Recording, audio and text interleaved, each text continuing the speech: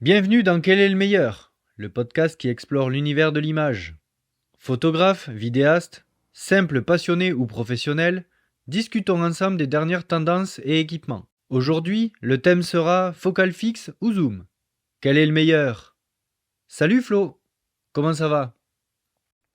Salut Thibaut, bah écoute super, et toi? Écoute, ça va super bien. Je suis ravi de te retrouver pour ce deuxième épisode.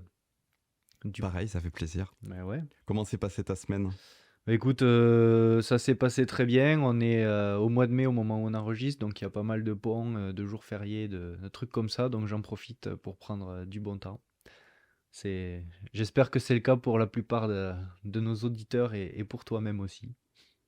Ouais, dommage que le temps par contre ne suive pas. Effectivement, on a des petites météos hasardeuses là qui font que c'est un peu compliqué de se prévoir des sorties. D'ailleurs, ça nous a un peu embêté puisqu'on voulait se faire une petite sortie image et on l'a toujours pas faite avec ces intempéries. C'est clair. Bon, du coup, j'ai eu un peu de travail, j'ai fait un shooting immobilier cette semaine, un petit T2. Un petit T2 en immobilier. Et du Ouais, coup, tu as fait quelques photos. ça avec une focale fixe ou avec un zoom?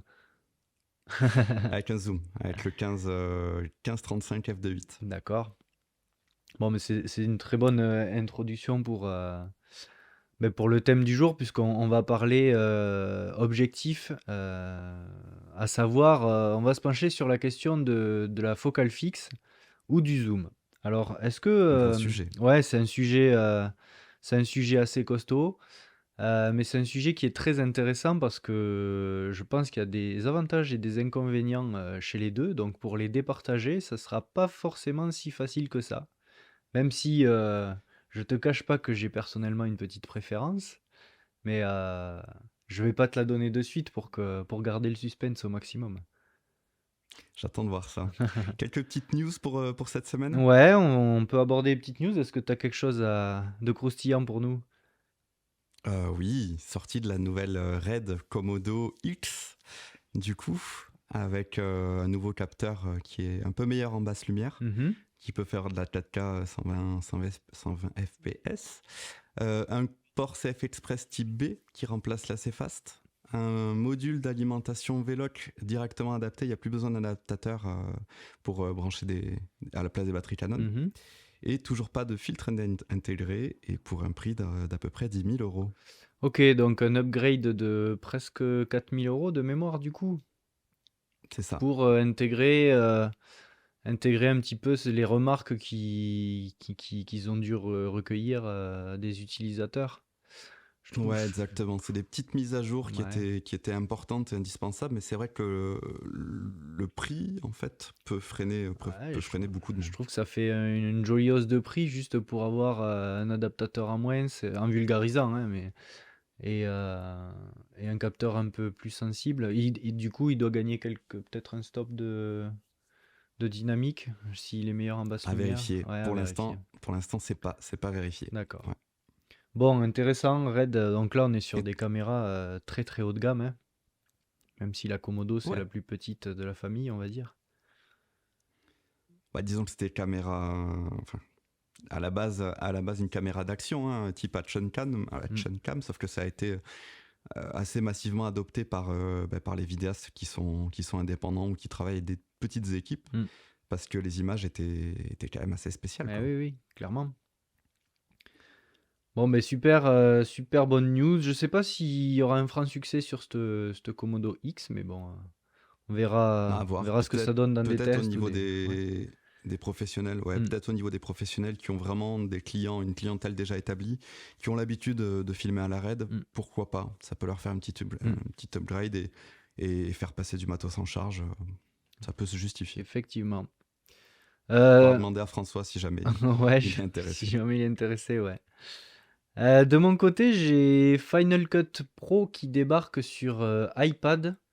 Alors Ah, intéressant. iPad puce M1 minimum, donc Apple Silicon.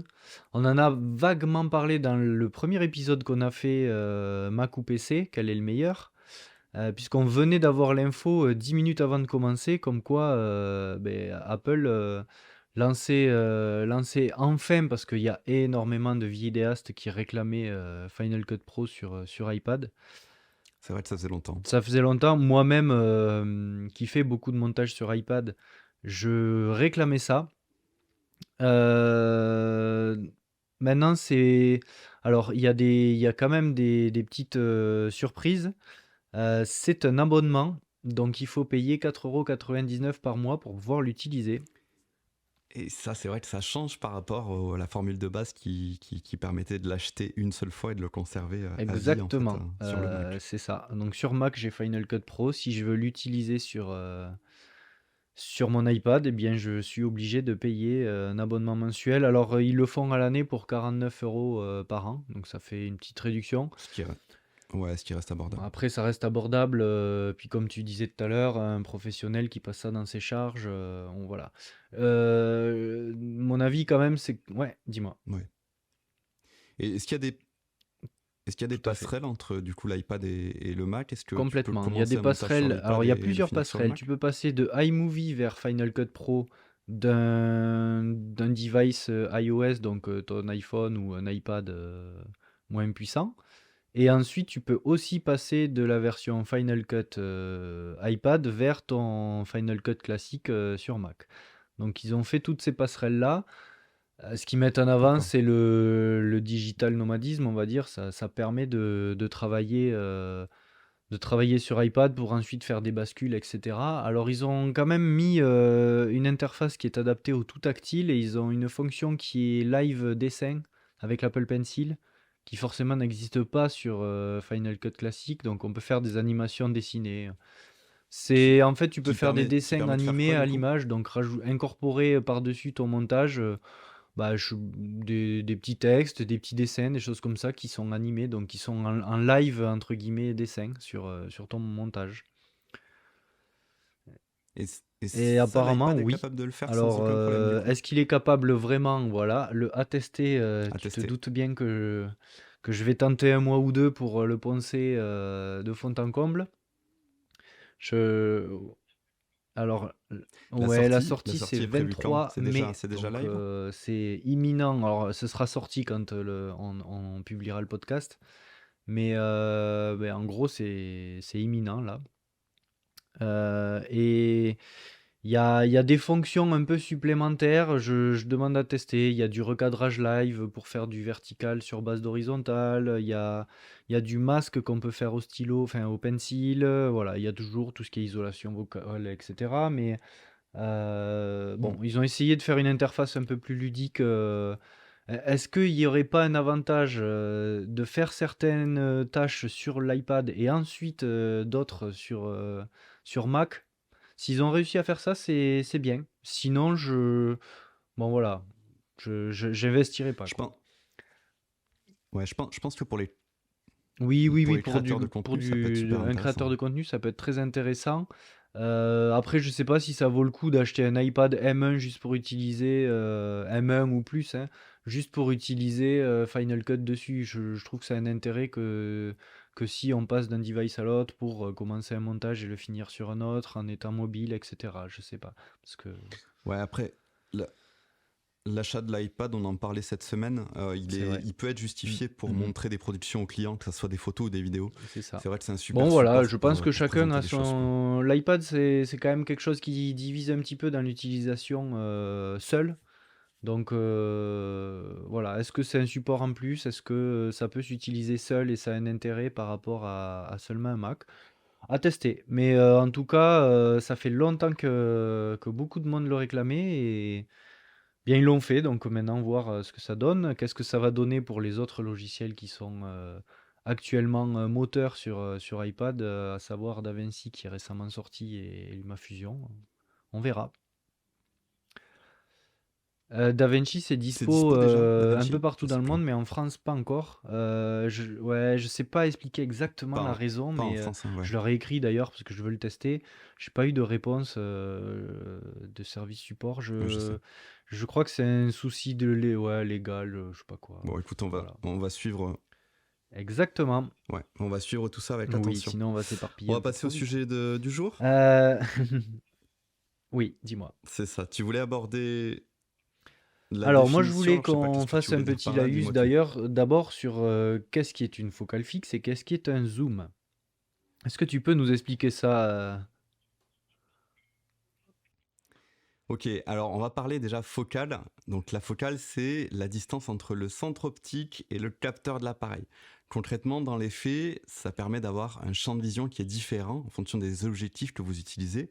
Si vous prenez un 15 mm, ça va être un champ qui va être extrêmement large, donc vous allez avoir une scène qui est très grande. Ça peut être intéressant sur de l'immobilier ou sur des paysages, par exemple.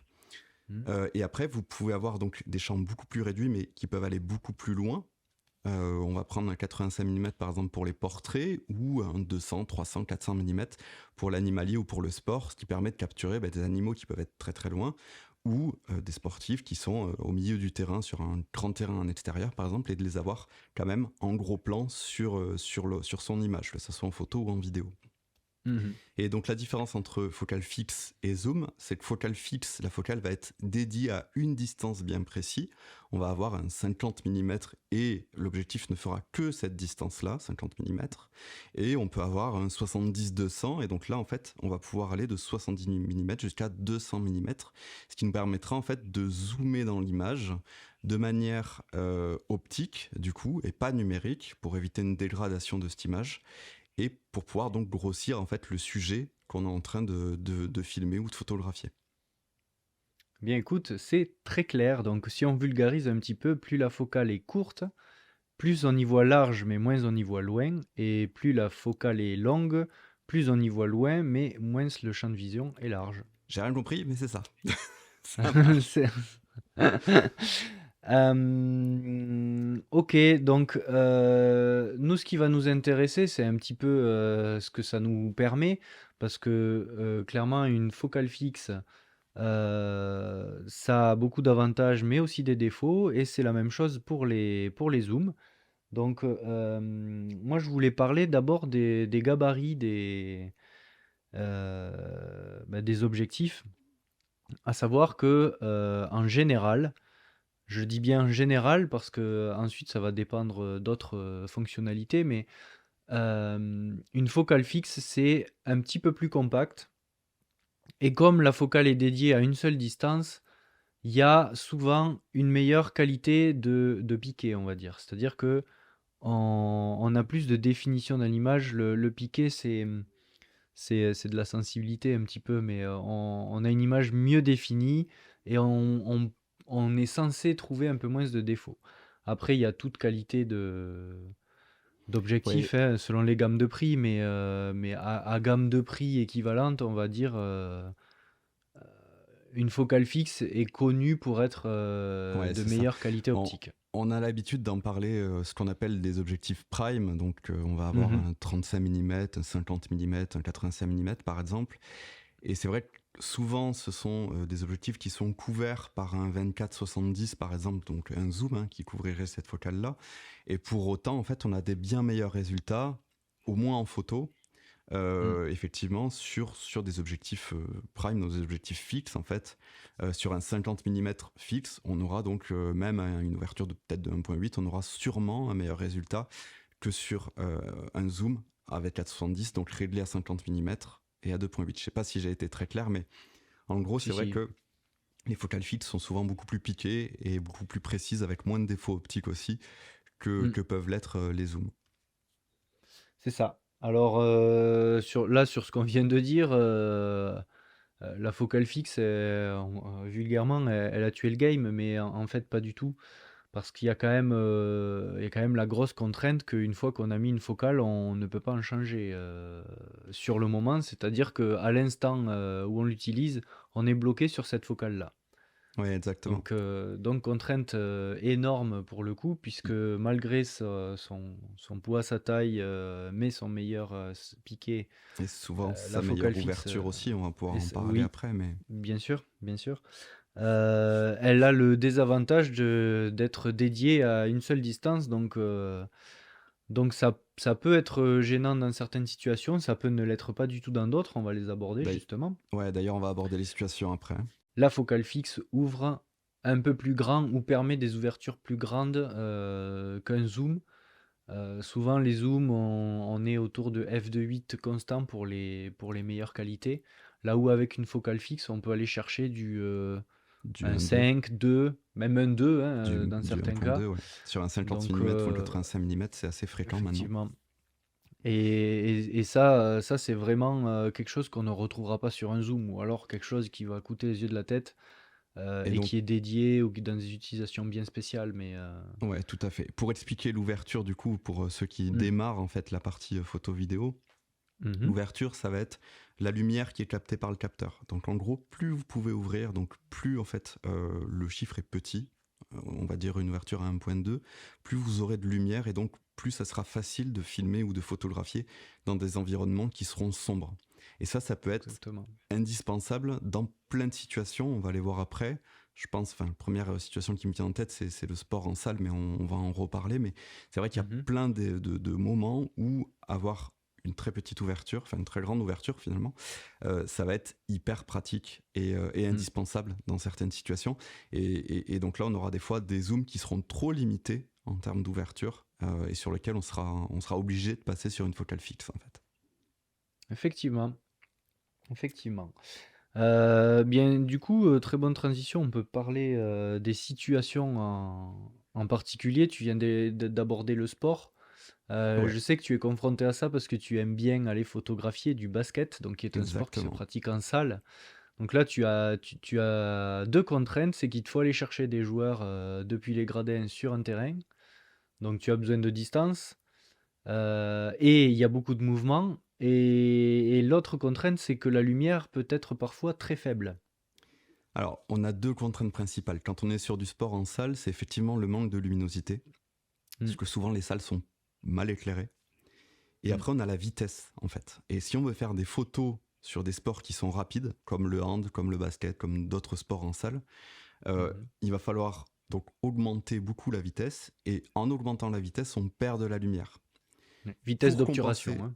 ouais, pour compenser cette perte de lumière, on va être obligé d'ouvrir un maximum, alors tout en conservant, je sais que t'aimes pas ouvrir à fond, mais tout en conservant, on va dire, un arrière-plan qui soit cohérent, mais Cohérent, ouais. je sais qu'au basket, moi j'aime bien me mettre au plus proche du terrain avec le Mhm. 85 mm 1.2 et ça me permet en fait d'avoir des vitesses d'obturation qui sont assez élevées, hein, c'est dû à un 1250e ou un 1200e par exemple.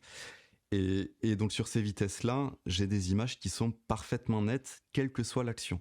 Ça peut être, enfin, Mhm. même si le joueur est à pleine vitesse, en fait, je vais avoir une image qui est totalement nette. J'aurai pas du tout de flou Totalement net. Mm. dessus. Ça me permet d'avoir de capturer des moments qui sont super sympas avec un joueur qui est au plus haut de sa course ou au plus haut de son saut, en fait, Mhm. et sur des moments les plus importants. Et ça, c'est vrai que je vais peut-être je sais qu'il y a beaucoup de photographes qui font du 70-200 au niveau du Mm. basket, mais parce que souvent ils sont plus loin que le bord du terrain. Ils sont souvent dans les gradins, dans les tribunes, et Dans les effectivement, gradins, ouais. Mm. là, ça fait un peu trop loin pour le 85 mm. Par contre, quand on a la chance de pouvoir être proche du terrain, à 2 mètres, 3 mètres du bord, moi je conseille vraiment le 85. Vous n'aurez qu'une moitié du terrain, donc souvent on se met en attaque, hein, Mhm. mais donc vous n'aurez pas les actions défensives. Par contre, effectivement, toutes vos photos au bord du terrain avec ce 85 mm 1.2, elles seront hyper nettes, hyper claires. Il n'y aura pas de montée en ISO dessus, même si maintenant on a des outils d'IA qui permettent de réduire beaucoup le bruit, hein. C'est vrai Mhm. que ça permet effectivement de rester sur des plages ISO qui sont tout à fait bonnes, à 800 ISO, 1200 ISO, et d'éviter de monter, quoi. Et ce 85 mm que tu utilises dans du sport en salle, c'est parce que c'est le rendu que tu préfères ou c'est parce que c'est l'optique qui te permet ce rendu-là? Attends, je vais un peu plus loin dans ma question. Si tu avais un 70-200 qui avait les mêmes capacités, est-ce que tu préférerais utiliser ce 70-200 ou tu irais quand même à 85 mm Alors non, je pense que si j'avais un 70-200 qui ouvre à 1.2, je prendrais le 70-200 qui ouvre à 1.2. Mhm. Parce que ça me permettrait d'avoir des joueurs de l'autre côté du terrain, alors que là, j'ai qu'une moitié de Ouais, terrain. d'accord. Ça te Mais en permettrait avec fait, le zoom d'aller chercher ouais, tout à fait. ouais, D'aller chercher des plans un ouais. peu plus spécifiques, d'aller Mhm. chercher une main sur un ballon, d'aller chercher, enfin, voilà, des plans que je peux pas avoir au 85 qui restent finalement en fonction de la distance du terrain, mais une scène assez large pour avoir et le joueur, et le ballon, et le panier. Mhm. Mais effectivement, aujourd'hui, il n'y a pas de zoom qui permette d'avoir une Non. ouverture aussi faible, ou en tout cas une ouverture suffisamment basse, pour moi en tout cas, hein, pour pouvoir shooter des photos qui sont ultra sharp, ultra nettes et Ouais, très, mais oui, c'est très ça. détaillées. Voilà. Parce, Après, parce que, c'est vrai que c'est une question ouais. de goût et d'affinité par rapport à ça. Vous allez avoir beaucoup Mm. de photographes qui vont préférer les zooms sur les sports en intérieur. Et ça peut très bien se comprendre, hein. Et les photos peuvent être très bonnes aussi, je ne dis pas. Mais c'est vrai que j'ai Mm. l'habitude de photographier moi avec ce 85 et que le résultat est assez extraordinaire. Ouais, c'est ta patte artistique qui fait que tu l'envisages comme ça, tu l'aimes comme ça. Ouais, ouais, tout à fait. Et ça me parle. Du coup, oui, il y a une contrainte et un avantage qui fait que tu préfères le 85. Parce qu'effectivement, comme tu l'as dit, un 70-200 f 1.2 à ouverture constante, je pense que tu peux vendre ta voiture Bon, pour l'instant, ça pour n'existe pas, tout l'obtenir. simplement. Et ça n'existe même pas. Bah oui, parce que je pense que c'est pas un problème de ne pas savoir le faire, c'est que personne ne pourrait se permettre d'acheter ça, ou alors. Ça serait trop lourd, Enfin ça serait pas voilà, je trouve stabilisé, ça ça. serait, enfin, Ouais, il ce y aurait trop de serait. contraintes. Non, beaucoup trop de contraintes. Mm. Donc un point pour la focale fixe sur ce genre d'utilisation. Par Après, contre, je si on trouve reste sur qu'en le sport, extérieur, voilà, si on hmm, reste sur le sport et qu'on passe en extérieur, là, les focales fixes, elles vont être très limitées. Et moins d'avantages, effectivement, effectivement. ouais, ça sera beaucoup plus pratique d'avoir un zoom parce que Hmm, les joueurs vont évoluer sur le terrain à des distances différentes. hmm. Et je prends Et- que ça soit du foot US, du rugby, les joueurs ne seront jamais au même endroit sur le terrain. Et là, si on n'a pas un zoom pour pouvoir effectivement faire le cadre qui nous intéresse, ça hmm. sera pas possible. Donc, utiliser une focale fixe sur du sport en extérieur, à moins de vouloir faire que du plan large et, et d'avoir les joueurs qui sont assez loin. Sinon, effectivement, Ouais. c'est pas possible. Il faut obligatoirement un zoom. Alors moi, je suis d'accord avec tout ce que tu dis pour la partie photo.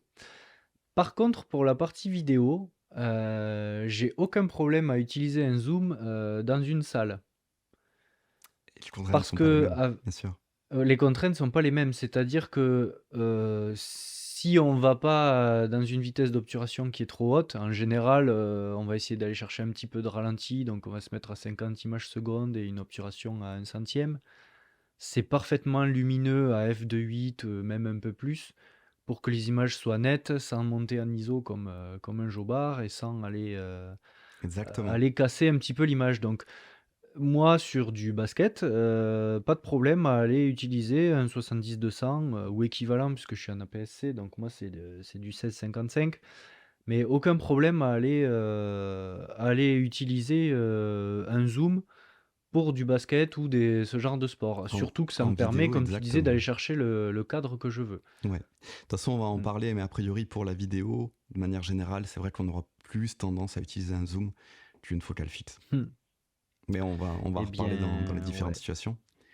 Donc effectivement, si on passe au mariage, on aura, je pense, les mêmes contraintes quand même, parce que basse luminosité, sujet en mouvement, aller chercher des cadres, des choses sur le moment. Soit on a plusieurs appareils avec une focale fixe sur chacun, j'ai déjà vu ça. Oui, pas mal de photographes Soit qui on font a un ça. zoom, mais il y a pas mal de photographes qui font ça parce que c'est leur patte artistique, ils préfèrent utiliser la focale fixe qui permet une grosse ouverture. Ouais, Mais effectivement, alors moi en vidéo sur du mariage, j'y vais au zoom c'est le plus pareil. souvent, Bah oui. parce que pas le choix, enfin pas Le, le choix. lequel tu Si je veux utilises aller du coup faire des cadres de intéressants. zoom en mariage?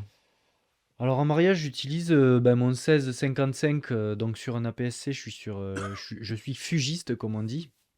Donc sur Fujifilm, c'est l'équivalent d'un 24-82, donc il faut faire fois 1,5 pour avoir l'équivalent plein format, parce qu'on va essayer de vous parler en plein format quand même la plupart du temps, pour pas qu'il y ait de micmac d'une distance focale à l'autre.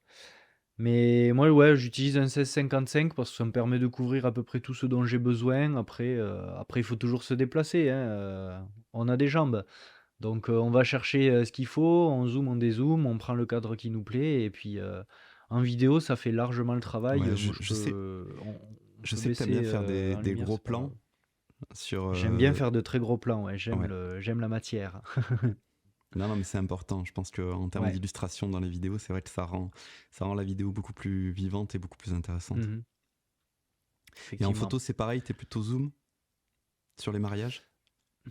En photo sur les mariages, je trouve que tout va tellement vite que c'est dangereux de faire que de la focale fixe. Ou alors Ouais, on vient donner une touche artistique particulière, c'est-à-dire qu'on fait tout à une seule focale et c'est revendiqué entre guillemets.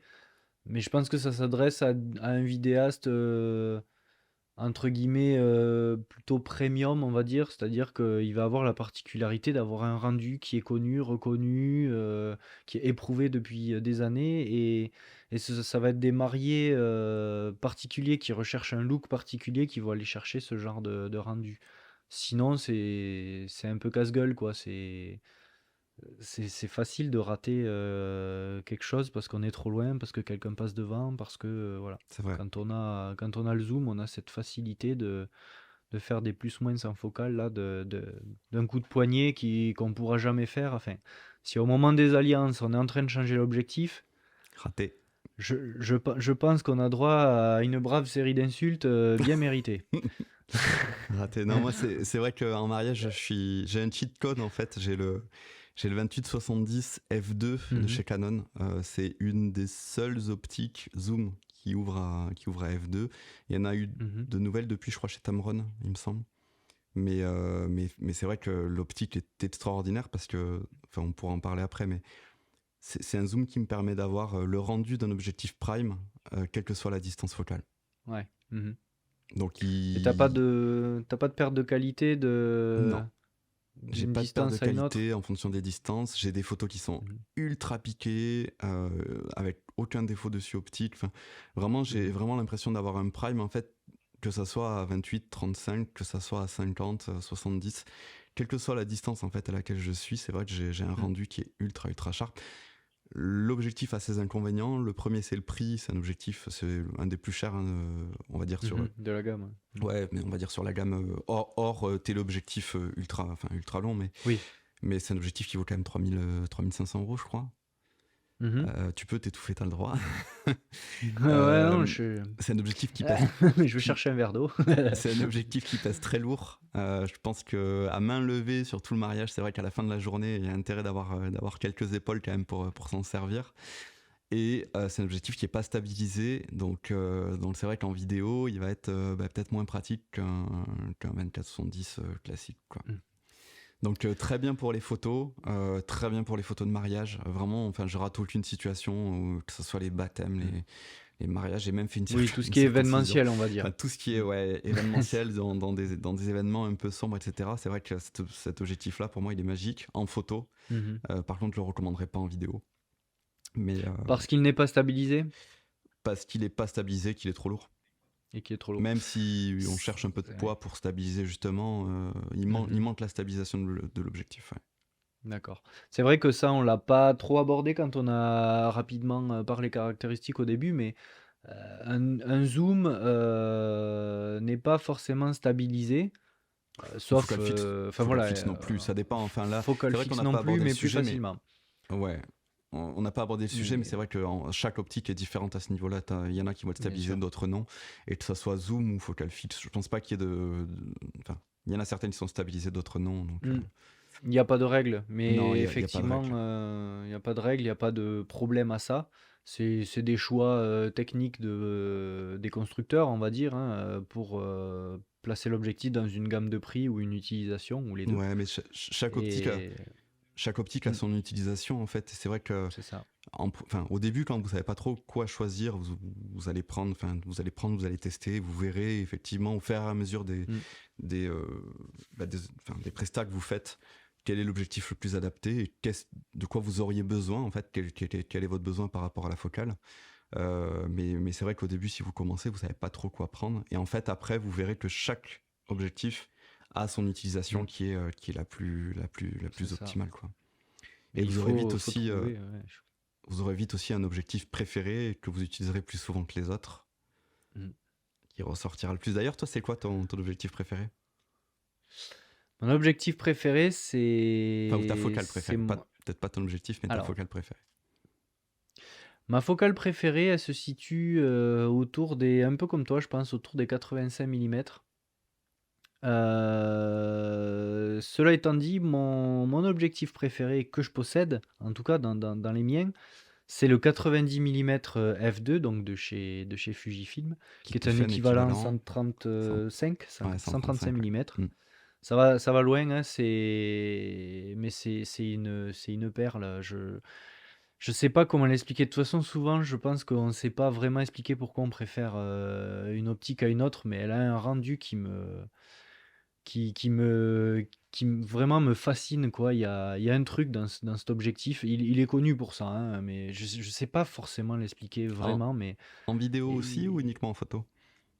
non, les deux, les deux. Et pourtant, il est pas, il est un peu long pour une focale Pour de la fixe. vidéo.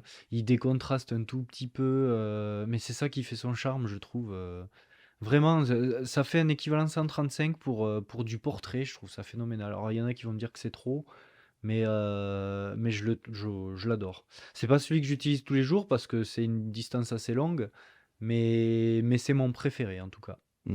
Et dès que je peux, je passe avec celui-là. Ouais. C'est vrai que moi j'utilise. Ouais, j'allais te demander, le tien, c'est quoi? Alors j'utilise beaucoup le 28-70 parce que effectivement il y a plein de situations dans lesquelles il est super pratique en Mhm. photo. Et c'est vrai que par contre, dès que je peux, j'utilise le 85 1.2 parce que c'est Mhm. pareil, en monture RF, il est extraordinaire. Le rendu est incroyable. Que ça soit sur des portraits, que ça soit sur du mariage, que ça soit sur du basket, Mhm. que ça soit. Enfin, quelles que soient les utilisations, en fait, le rendu est juste extraordinaire, quoi.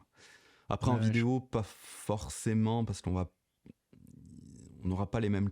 Enfin, on va pas forcément profiter autant de ses qualités qu'en photo, je trouve. Mhm.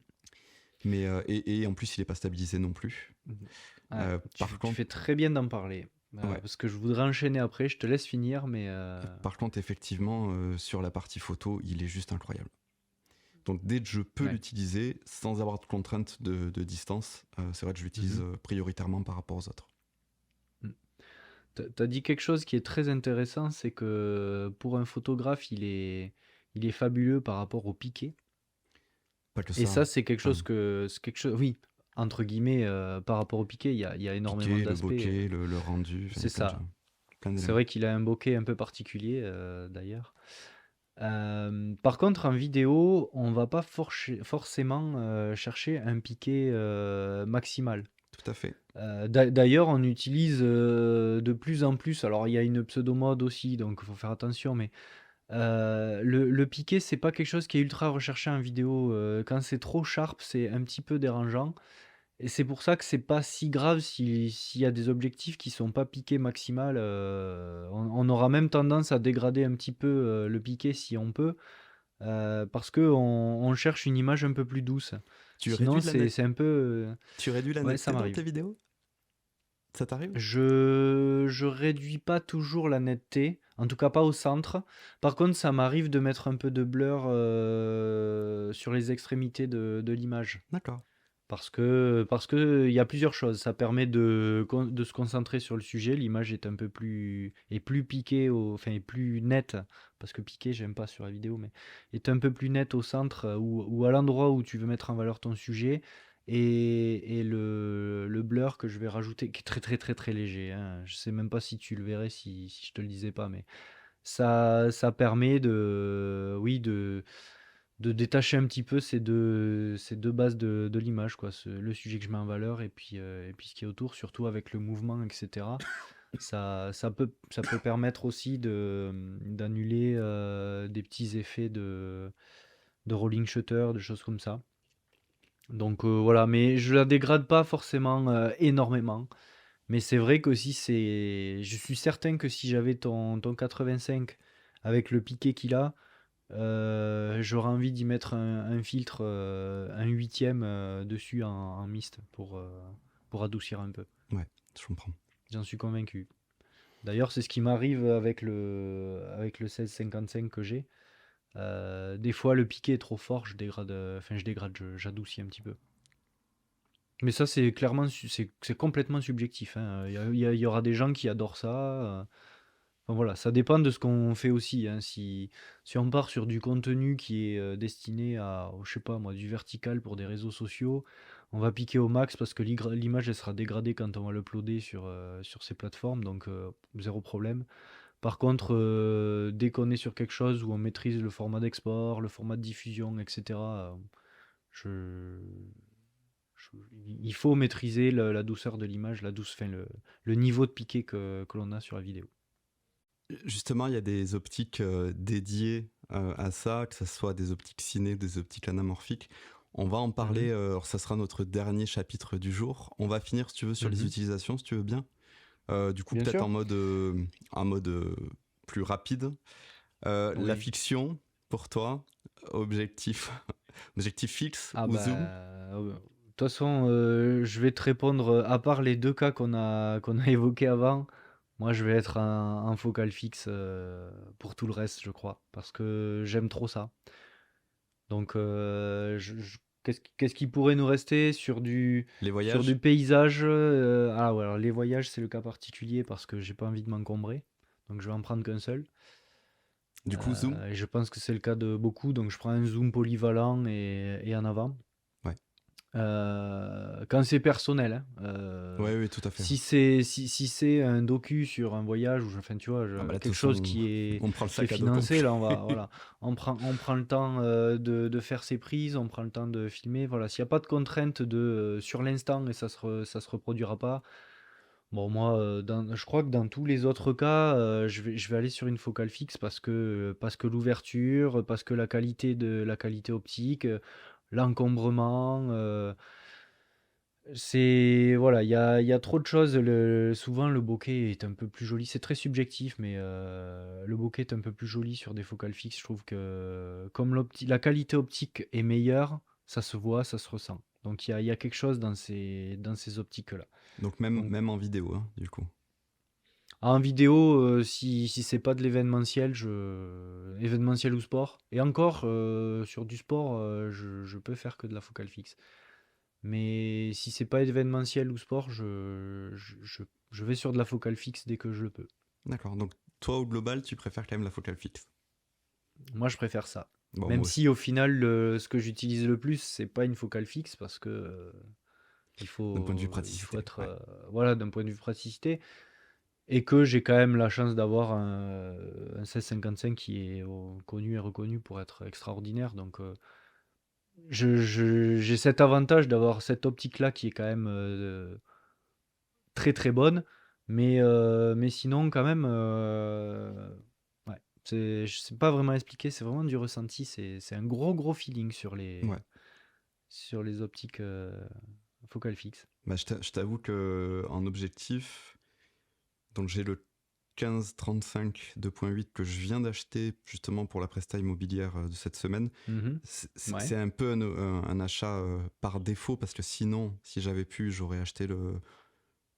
Enfin, ouais, j'allais te dire, j'aurais acheté le 24 mm en fixe. Mon Tur RF, il n'est pas encore sorti, mais ça aurait été en plus Mhm. trop juste pour l'immobilier. Donc, non, j'avais pas le Ouais. choix en fait que d'acheter celui-là. Mais c'est vrai que dès que le 24 mm, un 2 ou un 4 sortira, je le prendrai parce que je veux faire de l'astro, photo avec. Et je veux faire aussi des cadres un peu particuliers Mhm. avec cette focale-là. Après, donc j'ai le 28-70, j'ai le 85 mm, j'ai le 100 mm macro que j'utilise moins parce que j'ai le Mhm. 85 Ah oui, et j'ai trop acheté. proche. Ouais, trop proche. Mhm. Et la fonction macro, je suis pas photographe macro tous les jours, donc c'est vrai que Mhm. c'est fun de l'utiliser, mais je m'en sers pas beaucoup. Ouais, je Et comprends. donc j'ai le 100-400 f5.6 je crois de mémoire, mais qui est pas très piqué, qui est le moins cher en fait des objectifs que j'ai, mais bon Mhm. les photos sont bien pour s'amuser, mais pas niveau professionnel. Ouais, je pense que tu es mal habitué aussi avec toutes les autres pépites que ça. Ah bah oui, Dire c'est que Flo a de très très bons objectifs et met souvent le prix pour avoir de très bons objectifs, et dès qu'il en a un peu moyen, il le ressent de suite. Mm. Ce qui est normal, hein, ce qui est complètement normal, hein. Non mais c'est ça. En fait, je préfère investir sur les objectifs que je vais garder 10-15 ans Hmm. et mettre le prix dessus plutôt que d'acheter plusieurs boîtiers, plusieurs caméras Mhm. et au final ne pas m'en servir. Là, l'avantage des objectifs, c'est que je me sers de tous en fait. Ouais, c'est clair. Mm. Et Et c'est normal. j'achète quand j'ai besoin. Quand j'ai une presta, Mhm. en général, j'investis dessus. C'est pas grave si je le rembourse pas sur la première presta, mais je fais 2, 3, 4 prestas, 5 prestas, et puis il finit par être remboursé. Mhm. Et s'il y avait eu une focale fixe un peu grand angle abordable, tu serais parti dessus ou tu serais quand même allé sur ce zoom là pour l'immobilier? Parce que moi, je sais que ça m'arrive d'y aller avec mon 12 mm, donc 12, Ouais, ça fait un il y a un 18 en 15 mm équivalent. 1.8 en monture RF qui vaut pas cher. Mhm. Euh, Là, pour le coup, Et j'ai t'avais préféré. peur de... Ouais. Alors, j'avais peur de peut-être pas être assez piqué pour ce que je voulais faire. Parce Mhm. qu'on est sur de la photo immobilière, mais type prestige un peu. Ouais. Et surtout, le 1535 est stabilisé et il est très très bien en vidéo. Donc, je m'en servirai pas Mm. que pour la partie photo. Ouais, t'as ce double avantage. Ouais. Puis, comme j'envisage potentiellement l'achat d'une C70 Ah. de ce cher David, c'est vrai que le 1535 dessus, ça peut être très chouette. Ouais, ça peut être... C'est capteur Super 35, donc Ouais, ça peut être super. voilà. Bon, Ça peut être bref. top. On passe à ta partie, surtout, la partie optique ciné anamorphique. Qu'est-ce que tu peux nous dire dessus? Parce qu'on a été chez François de la chaîne Explique-moi encore, du coup, et du podcast Split Screen. D'ailleurs, je vous engage à aller écouter son podcast. Hein, si vous aimez le nôtre, allez écouter Split Screen. Mm. C'est un podcast qui est Oui. extraordinaire. Euh, Ouais. on a été tester ses objectifs anamorphiques et ça raide. Est-ce que tu peux nous en dire... qu'est-ce que tu peux nous en dire, du coup? Yes, oui, il y a quand même une gamme particulière qui s'adresse un peu plus à des fonctions spécifiques. C'est les optiques ciné et les optiques anamorphiques. Alors, elles ont la particularité de ne pas avoir d'autofocus. Et elles ont aussi la particularité, vu qu'elles sont adaptées au cinéma, d'avoir des bagues crantées, que ce soit pour, qui sont surtout pour maîtriser l'ouverture et maîtriser la mise au point, puisqu'elle est manuelle. Donc, ça se fait avec des bagues crantées qui sont reliées à un follow focus, on appelle ça, qui soit manuel ou mécanique. Et ces optiques ciné, elles sont très très très souvent utilisées en focale fixe. Parce que pour un plan donné, on va utiliser une focale donnée et on va aller chercher le meilleur de l'optique dont on dispose. Il y a, il me semble, j'en suis même quasiment sûr, des zooms ciné, mais je n'ai jamais eu l'occasion d'en utiliser. Là, pour le coup, je ne saurais pas trop m'étendre dessus. Mais on est là sur une gamme d'objectifs qui est bien particulière pour un besoin particulier. Il y a souvent un rendu qui est extraordinaire. Et il y a la particularité, en plus de l'optique ciné, d'exister l'optique anamorphique. Alors l'optique anamorphique, qu'est-ce que c'est pour ceux qui ne connaissent pas, c'est une optique en fait qui va compresser l'image au moment de la captation, on va dire, et ensuite on va venir étirer cette image en général d'un tiers. En moyenne, hein, ça va entre 20 et 35 pour cent ou 40 pour les plus larges. Et ça va permettre d'avoir ce format cinémascope, donc très large, avec un champ de vue un peu étendu. C'est une particularité qui a deux autres particularités, on va dire. C'est d'avoir un bokeh un peu plus ovale et d'avoir des flares de lumière qui sont ces traits si caractéristiques de l'anamorphique. Donc ça va faire des traits verticaux et horizontaux sur l'image. C'est leur particularité puisqu'elle compresse l'image. Ouais. Je sais que t'as été tombé un peu amoureux de ces objectifs anamorphiques. Tu peux nous Ouais, dire moi pourquoi, du coup? ouais. Alors j'adore ça parce que à focale équivalente, on va parler d'un 35 mm. On va avoir la même, comment dire, on va avoir la même vue, par exemple, d'une personne. Tu sais, souvent, on a ces extraits d'allongement de focale sur un visage pour montrer que ben, le nez est très gros sur une focale courte et très long, moins gros sur une focale longue. À 35 mm, si on est sur une focale classique ou un anamorphique, on va avoir le même rendu. Mais il y a cette particularité d'aller chercher plus large dans l'image. C'est-à-dire que sur les côtés, on y verra plus de choses, on va dire. Ça, je trouve que c'est génial parce que on peut mettre en situation encore plus qu'avec une optique ciné ou une optique classique versus un anamorphique. Je sais pas si tu vois ce que je veux dire, Si, mais, tout à fait. Mais mais alors, du ouais, ça coup, permet d'aller attraper sur les côtés des choses qui permettent de mieux contextualiser. Mais ça s'applique vraiment qu'en vidéo. ils ont sorti, enfin, c'est assez d'actualité, ils ont sorti pas mal de gammes d'anamorphiques abordables. Je pense qu'elles Mm. sont toutes construites un peu pareil, hein. À mon avis, il y a toutes petites différences entre les marques. Et Oui. quelle utilisation, toi, tu verrais du coup à ces objectifs anamorphiques pour, euh, pour un vidéaste qui fait. Alors, on est d'accord que ça s'adresse qu'aux vidéastes, hein, pas aux photographes. Oui, tu fais pas de photos en anamorphique. Bon, C'est que- déjà un photographe sans autofocus, ça court pas les rues quand même, hein. Donc c'est vrai. bon, ça Que- s'adresse pour moi qu'aux vidéastes et qu'aux vidéastes de fiction ou avec un besoin précis, voilà, un environnement maîtrisé, on va dire. j'allais poser la question quelle utilisation tu vois à ces objectifs anamorphiques? Dans quelle situation tu les utiliserais? Moi, je les utilise que pour de la fiction, je crois. Parce que je me vois mal utiliser un truc qui va faire un format cinémascope pour une interview ou pour, tu vois, autre chose que de la fiction. Et Parce sur, que le format cinémascope, c'est quand même très caractéristique de la fiction et je trouve ça dommage d'aller le mettre ailleurs, et quoi. sur du mariage, par exemple? Je sais pas si ça vaut le coup de s'y aventurer. Parce que se taper 10 heures de mise au point manuelle dans un contexte où le déchet est très peu recommandé, Hmm. si tu te rates une. Tu vois, c'est ce qu'on disait tout à l'heure, si tu es en train de changer d'objectif pendant qu'il y a l'échange du bisou qu'on Tu, se donne les alliances, ben tu là rates, c'est tu rates pareil. ton focus. Tu rates Ouais, ton ouais. focus. Si tu. Voilà. T'imagines, t'as les deux mariés qui s'embrassent et toi t'es focus sur Tata Suzanne 2 mètres derrière, c'est pas possible. Non, c'est pas possible, je C'est, confirme. c'est... Après, on aime tous Tata Suzanne, hein, mais bon, je pense que les mariés préfèrent se voir eux-mêmes sur le film de mariage au Sur leur moment film où de ils mariage, s'embrassent. c'est sûr. Voilà. Et pour revenir sur les objectifs cinéma, je t'ai pas posé la question du prix. T'as une idée de combien ça vaut? Euh, oui, oui, on en trouve en dessous de 1 000 euros, mais En dessous de 1 000 euros? pas guère moins. D'accord. Je sais pas si ça se dit. Guère moins. Oh, tu peux en trouver pour 800-900 euros, mais ce sera pas les meilleures optiques. Et tu Souvent, penses. un pack de 3 optiques, t'es dans les 8-10 000 euros sur un truc. D'accord. Tu Sur vois, des pour 3 objectifs optiques. de Souvent, ça se qualité. fait par 3, tu vois, 35, 50, 80, des choses comme ça. Et oui, alors là où ils arrivent maintenant à sortir des anamorphiques quoi, à 3 ou 4 000 euros, le lot de 3 focales. Ouais.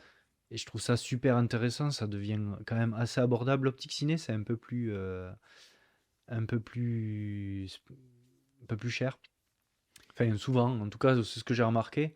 Donc toi, tu conseillerais, Et voilà. si quelqu'un qui hésite entre un objectif ciné et un objectif anamorphique, tu lui conseillerais plutôt de tester l'anamorphique et de voir si ça lui correspond et de partir dessus? Eh bien, pas forcément, parce que tu vois, il y a beaucoup de gens qui aiment ce fameux flair qui fait des gros traits sur l'image. Et moi, j'en suis pas particulièrement fan, en fait.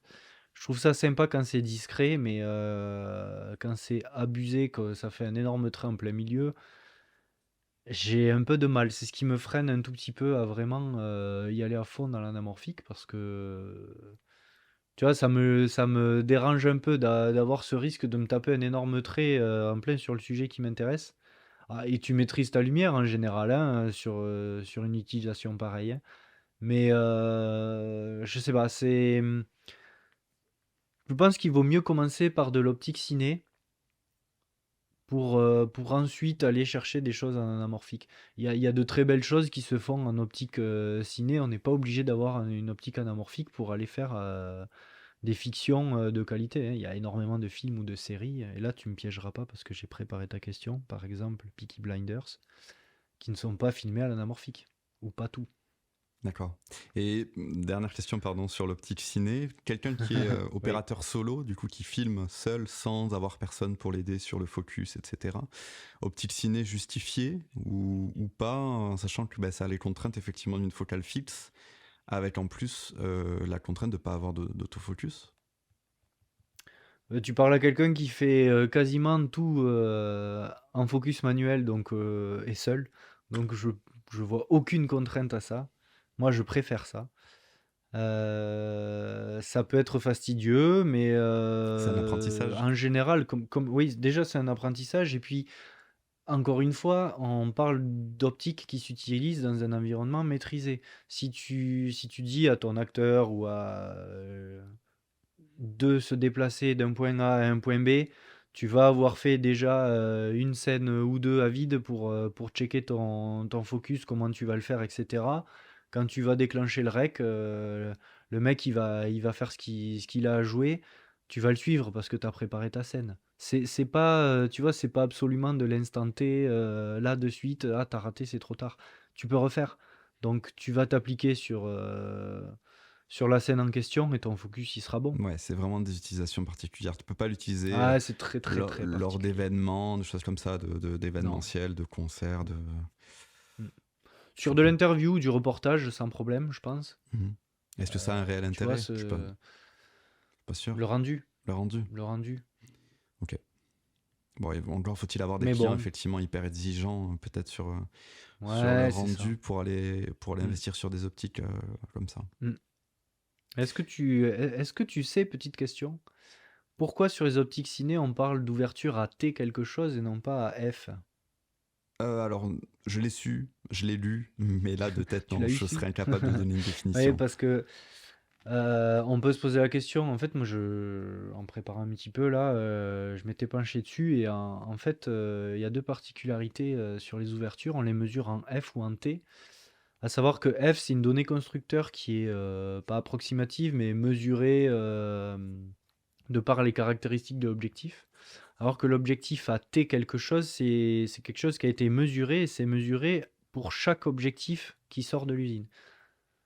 Donc quand tu es à T2 8, tu es sûr que ton ouverture c'est bien un T2 8. Là où avec ton F quelque chose, ben, c'est une donnée générale pour les capacités de l'optique, mais selon d'une à autre, tu peux avoir une petite variation. Ah ouais. Eh bien, écoute, Voilà. je ne savais pas cette partie-là. Ouais, je trouvais que c'était intéressant à y être autant que tout le monde, y compris nous, puisque ça nous permet ça, de faire ce podcast, d'apprendre des choses. Et Bien sûr. effectivement, bah, j'ai trouvé l'anecdote intéressante parce que bah, au moins on sait de quoi on parle et on sait que bah, voilà, l'optique ciné, c'est une ouverture qui est mesurée. Donc Ouais, tu vois, encore une fois, dans un environnement maîtrisé, tu vas chercher une ouverture particulière et une focale particulière. Tu as pile poil le rendu que tu veux. Et c'est ce qui fait qu'il est que c'est beaucoup plus cher, hein. ok. Euh, Je pense qu'on a fait pas mal le tour du sujet, non? Je sais pas qu'est-ce que t'en penses pour aujourd'hui.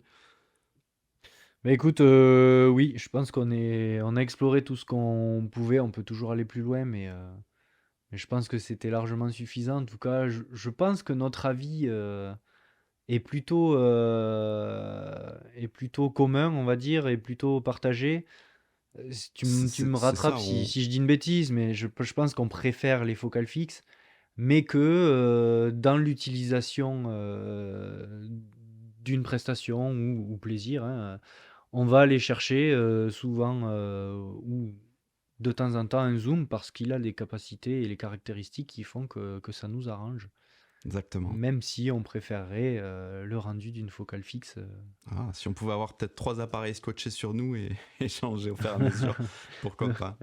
Mais et Non, ils mais je peuvent pas suis nous faire des focales fixes en zoom, ça, ce serait parfait. des focales fixes en zoom. Mhm, je ne sais pas. Des zooms de focales fixes. Non, mais oui, voilà, je pense qu'on est assez.